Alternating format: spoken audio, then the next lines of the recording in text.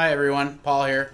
I wanted to talk for a minute about thrumming. So I thrum just about anything I can't reach. I like everything to be polished everywhere, and so I do a lot of thrumming, and I use a lot of different stuff. Like I got a whole box full of stuff here, right? From yarns and cord and ribbon and you name it, right?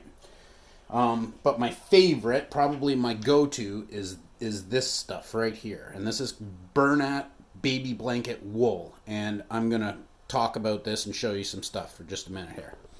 So put that down. So we we have this stuff right here. We have it, and and it looks like this.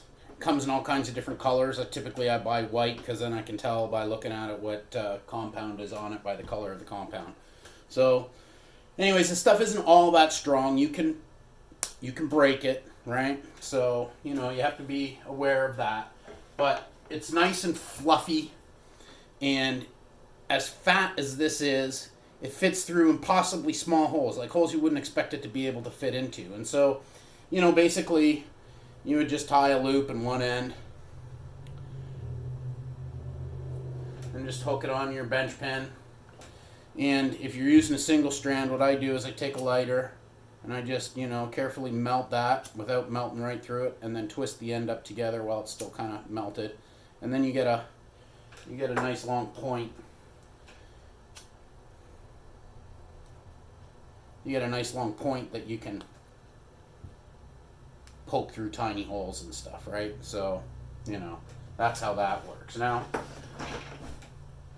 one of the things I like to do is I like to double it up, so then it becomes actually quite strong, and it's even fatter, right? You can buy really fat Bernat wool like this here, single strand, but it's not very strong, right? So I prefer to do this and double it up because then it becomes very strong. So, just a couple of things about thrumming, right? Like, when you charge your compound on, especially, with this Bernat baby blanket, what I like to do is I like to twist it first. So I just, twist it up and then I charge it. And then I untwist it a bit. So then the compound is like running like a spiral up and down the cord, right? So it's kind of everywhere. Just to show you, so you can see this tiny part. This hole that's in here is just under 3 millimeters square. It's like 2.7 by 2.7 millimeters, something like that. And like this stuff will just go right in there, no problem, right in that hole, right? Not only will the single strand go in there, but even this stuff will pull through holes smaller than you would expect it to be able to. Again, you can see that tiny little hole there, right? Now, I'll show you how I do this in just a minute, but look, so there it is, and so when you charge this up with compound, it's going to touch every surface, right? It's just going to clean off every surface. And if you use a coarse compound, it'll even strip off print lines. You have to be careful that you don't round off corners and stuff, but it will. So one thing about thrumming, people complain or whatever that it makes grooves and stuff, and it does, right? It potentially can make grooves and stuff, but one of the tricks, again, with this Bernat wool and with some other thrumming materials. Some thrumming materials you have to pull tight and hold them tight, right, for them to work properly, like flat ribbon, okay?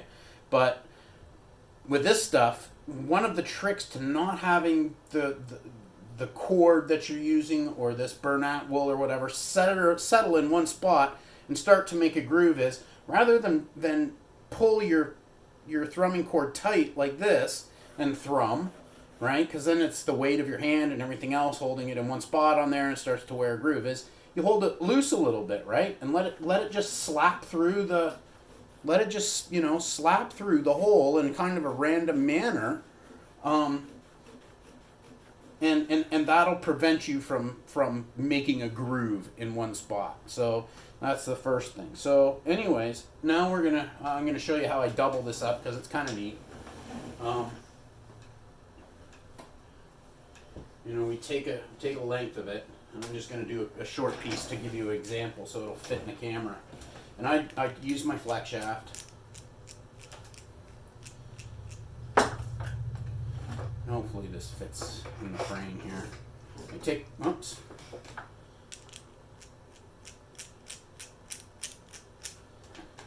my flex shaft, stuff this in the end of my Jacob's chuck, my number 30 handpiece, if you prefer, and then you twist it up. And with a little bit of practice, you'll decide how much you like to twist it. But you twist it up like this, right?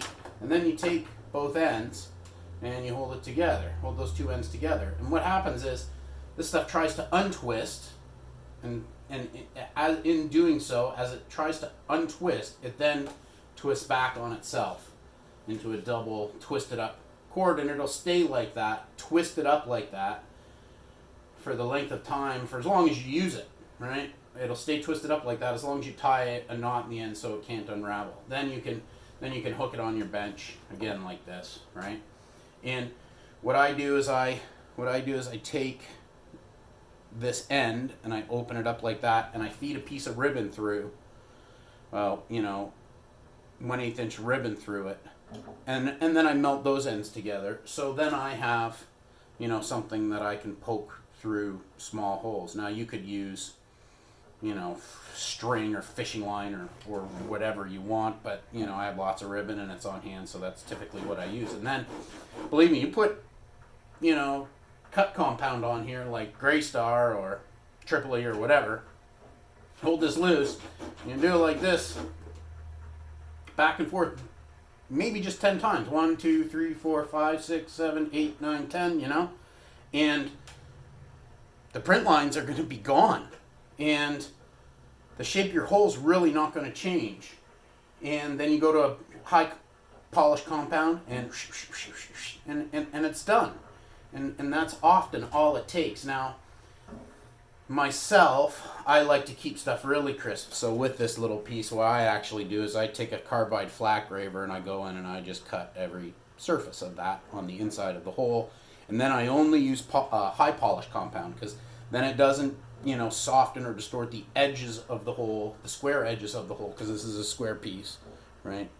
Doesn't distort the edges of the hole at all that way, right? Because you barely have to polish it then at that point, because you've already stripped off all the print lines with the graver. So, anyways, Bernat baby blanket wool. It's kind of my favorite stuff. It's pretty awesome. Hope that helps you. Have a great day.